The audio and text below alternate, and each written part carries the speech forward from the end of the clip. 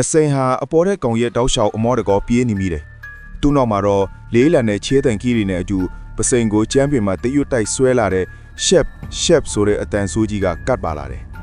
အခန်းတကားတွေကသူ့အလိုလိုပွင့်ထွက်လာပြီးအထဲကနေမီးလောင်ကျွမ်းနေတဲ့လက်ချောင်းတွေကအစင်ကိုလှမ်းဆွဲဖို့ကြိုးစားနေကြတယ်မင်းပြေးလို့မလွတ်ပါဘူးငါမိသားစုကိုမင်းဖျက်ဆီးခဲ့တာ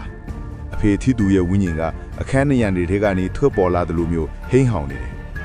အစင်ဟာအဆုံးသက်အခန်းဖြစ်တဲ့ကလေးကစားရအခန်းထဲကိုရောက်သွားပြီးတကားကိုကြက်ထိုးပိတ်လိုက်တယ်အခန်းထဲမှာတော့ထူးဆန်းစွာပဲအေးချမ်းနေပြီးကလေးတယောက်ရဲ့ရှိုက်ကြီးတငင်မိုးထန်ကိုကြားလိုက်ရတယ်ဓာမီနဲ့ထိုးကြည့်လိုက်တော့အခန်းတော်မှာကလေးငယ်တယောက်ဟာမျက်နှာကိုလက်နဲ့အုပ်ပြီးငိုနေတာကိုတွေ့ရတယ်ညီလေးကိုကိုကဲပေါင်းဒီကနေဘယ်လိုထွက်ရမလဲအစင်ကတုံရင်းစွာနဲ့မေးလိုက်တယ်ကလေးကလက်ကိုဖဲလိုက်တဲ့အခါမှာတော့အစင်ရဲ့သွေးတွေခဲသွားတယ်လို့ခံစားလိုက်ရတယ်အဲ့ဒီကလေးရဲ့မျက်နှာဟာအစင်ရဲ့ငယ်စဉ်ကမျက်နှာနဲ့ထပ်တူကျနေလို့ပါပဲကိုကကျွန်တော်တို့ကတယောက်တည်းပဲလေလို့ကလေးကပြောလိုက်တယ်ရုတ်တရက်အစင်ရဲ့ခေါင်းထဲမှာပုံအိတ်တွေအစီအဒီပေါ်လာတယ်